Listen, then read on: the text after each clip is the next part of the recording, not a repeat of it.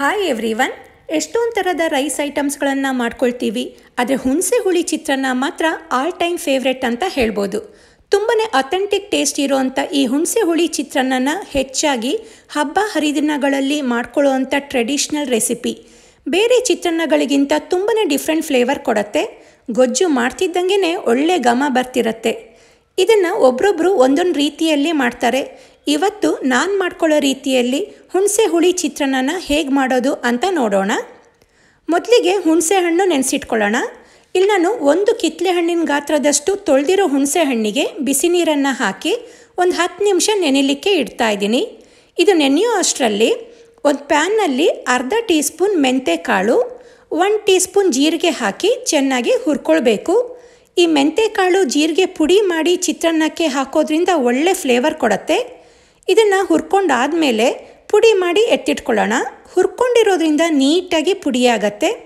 ನೋಡಿ, ಈ ಥರ ಪುಡಿ ಮಾಡ್ಕೊಳ್ಬೇಕು. ಹಾಗೆಯೇ ಒಂದು ಮಿಕ್ಸಿ ಜಾರ್ನಲ್ಲಿ ಖಾರಕ್ಕೆ 8ರಿಂದ 10 ಹಸಿಮೆಣಸನ್ನು ಹಾಕ್ಕೊಂಡಿದ್ದೀನಿ. ಇದ್ರ ಜೊತೆಗೆ 1 ಇಂಚಷ್ಟು ಶುಂಠಿ ಹಾಕೋದ್ರಿಂದ ಒಳ್ಳೆ ಫ್ಲೇವರ್ ಕೊಡುತ್ತೆ. ನಂತರ ಒಂದು ದೊಡ್ಡ ಉಂಡೆಯಷ್ಟು ಬೆಳ್ಳುಳ್ಳಿನ ಹಾಕಿ ಪೂರ್ತಿ ನೈಸಾಗಿ ಅಲ್ದೇ ಸ್ವಲ್ಪ ತರಿಯಾಗಿ ಈ ರೀತಿ ಗ್ರೈಂಡ್ ಮಾಡ್ಕೊಳ್ಳಿ. ಈಗಿಲ್ಲಿ ಹುಣಸೆ ಹಣ್ಣು ಕೂಡ ಚೆನ್ನಾಗಿ ನೆಂದಿದೆ. ಇದನ್ನು ಚೆನ್ನಾಗಿ ಹಿಂಡ್ಕೊಂಡು ಅದ್ರ ಪಲ್ಪ್ನೆಲ್ಲ ತೆಗೆದು ಈ ರೀತಿ ಹುಣಸೆ ರಸ ತೆಗೆದಿಟ್ಕೊಂಡಿದ್ದೀನಿ.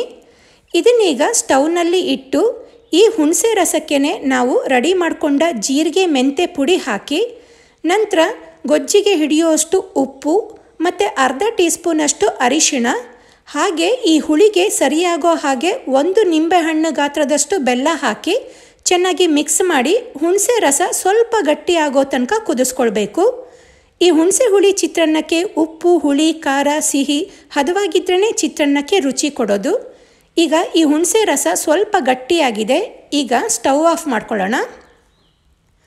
ಈಗ ಒಗ್ಗರಣೆ ಮಾಡ್ಕೊಳ್ಳೋಕ್ಕೆ ಒಂದು ಪ್ಯಾನ್ನಲ್ಲಿ 50 ml ಅಷ್ಟು ಎಣ್ಣೆ ಹಾಕ್ಕೊಳ್ತಾ ಇದ್ದೀನಿ. ಇದಕ್ಕೆ ಎಣ್ಣೆ ಸ್ವಲ್ಪ ಜಾಸ್ತಿ ಬೇಕಾಗತ್ತೆ. ಎಣ್ಣೆ ಕಾದ್ಮೇಲೆ 1 ಟೀ ಸ್ಪೂನ್ ಸಾಸಿವೆ, 1 ಟೀ ಸ್ಪೂನ್ ಜೀರಿಗೆ, 2 ಟೇಬಲ್ ಸ್ಪೂನಷ್ಟು ಶೇಂಗಾ ಬೀಜ, 1 ಟೀ ಸ್ಪೂನ್ ಉದ್ದಿನಬೇಳೆ, ಕಡಲೆಬೇಳೆ 1 ಟೀ ಸ್ಪೂನಷ್ಟು ಹಾಕ್ಕೊಂಡು ಕಡಲೆಬೇಳೆ, ಉದ್ದಿನಬೇಳೆ, ಶೇಂಗಾ ಬೀಜ ಎಲ್ಲ ಕಲರ್ ಚೇಂಜ್ ಆಗೋ ತನಕ ಹುರ್ಕೊಳ್ಬೇಕು. ಇದನ್ನು ಚೆನ್ನಾಗಿ ಹುರ್ಕೊಂಡಾದಮೇಲೆ ತುಂಡು ಮಾಡ್ಕೊಂಡಿರೋ 2 ಒಣಮೆಣಸು, ಸ್ವಲ್ಪ ಕರಿಬೇವು, 1/4 ಟೀ ಸ್ಪೂನಷ್ಟು ಹಿಂಗನ್ನು ಹಾಕಿ ಫ್ರೈ ಮಾಡ್ಕೊಳ್ಳೋಣ. ಇದೆಲ್ಲ ಫ್ರೈ ಆದಮೇಲೆ ನೀವು ಬೇಕಾದರೆ ಶೇಂಗಾ ಬೀಜನ ಒಗ್ಗರಣೆಯಲ್ಲೇ ಬಿಡ್ಬೋದು, ಇಲ್ಲ ಅಂದರೆ ಎತ್ತಿಟ್ಕೊಳ್ಬೋದು. ಈ ರೀತಿ ಎತ್ತಿಟ್ಕೊಂಡು ನಂತರ ಚಿತ್ರಾನ್ನಕ್ಕೆ ಸೇರಿಸ್ಕೊಂಡ್ರೆ ಶೇಂಗಾ ಬೀಜ ಕ್ರಿಸ್ಪಿಯಾಗಿ ಇರುತ್ತೆ. ನಂತರ ಅದೇ ಒಗ್ಗರಣೆಗೆ 4 ಈರುಳ್ಳಿನ ಚಿಕ್ಕದಾಗಿ ಹೆಚ್ಕೊಂಡಿರೋದನ್ನು ಹಾಕ್ಕೊಳ್ತಾ ಇದ್ದೀನಿ. ಈರುಳ್ಳಿನ ಚೆನ್ನಾಗಿ ಫ್ರೈ ಮಾಡ್ಕೊಳ್ಬೇಕು. ಇದಕ್ಕೆ ಈರುಳ್ಳಿ ಜಾಸ್ತಿ ಹಾಕಿದಷ್ಟು ರುಚಿ ಜಾಸ್ತಿ. ಈಗ ನೋಡಿ, ಈರುಳ್ಳಿ ಎಲ್ಲ ಚೆನ್ನಾಗಿ ಫ್ರೈ ಆಗಿದೆ.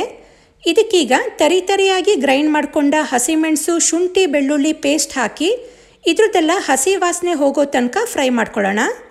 ಇದೆಲ್ಲ ಚೆನ್ನಾಗಿ ಫ್ರೈ ಆದಮೇಲೆ ನಾವು ಕುದಿಸ್ಕೊಂಡಿರೋ ಹುಣಸೆ ರಸನ ಹಾಕಿ ಒಗ್ಗರಣೆ ಜೊತೆ ಚೆನ್ನಾಗಿ ಮಿಕ್ಸ್ ಮಾಡಿ ಕುದಿಸ್ಕೊಳ್ಬೇಕು.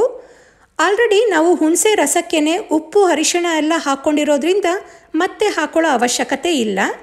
ಗೊಜ್ಜು ಚೆನ್ನಾಗಿ ಕುದ್ದಾದಮೇಲೆ 2 ಟೀ ಸ್ಪೂನಷ್ಟು ಸಾಂಬಾರು ಪುಡಿ ಹಾಕಿ ಮಿಕ್ಸ್ ಮಾಡ್ಕೊಳ್ಳೋಣ.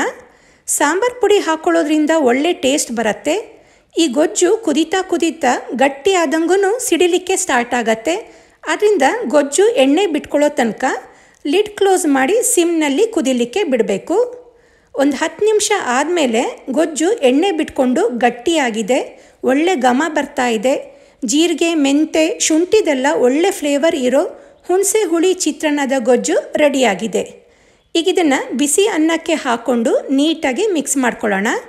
ಬೇರೆ ಚಿತ್ರಾನ್ನದ ಗೊಜ್ಜು ಥರ ಈ ಹುಣಸೆ ಹುಳಿ ಚಿತ್ರಾನ್ನದ ಗೊಜ್ಜು ಅನ್ನಕ್ಕೆ ಕಲಿಸ್ಕೊಂಡ್ಮೇಲೆ ಸುಮಾರು ಸಮಯ ತನಕ ಕೆಡದೇ ಫ್ರೆಶ್ ಆಗೇ ಇರುತ್ತೆ. ಈಗ ನೋಡಿ, ಇದು ಚೆನ್ನಾಗಿ ಮಿಕ್ಸ್ ಆಗಿದೆ.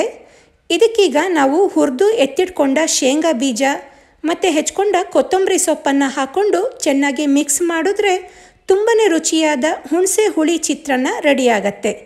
ನಿಮ್ಮನೆಯಲ್ಲೂ ಇದೇ ರೀತಿ ಹುಣಸೆ ಹುಳಿ ಚಿತ್ರಾನ್ನ ಮಾಡ್ಕೊಳ್ತೀರಾ? ಕಮೆಂಟ್ ಮಾಡಿ ತಿಳಿಸಿ.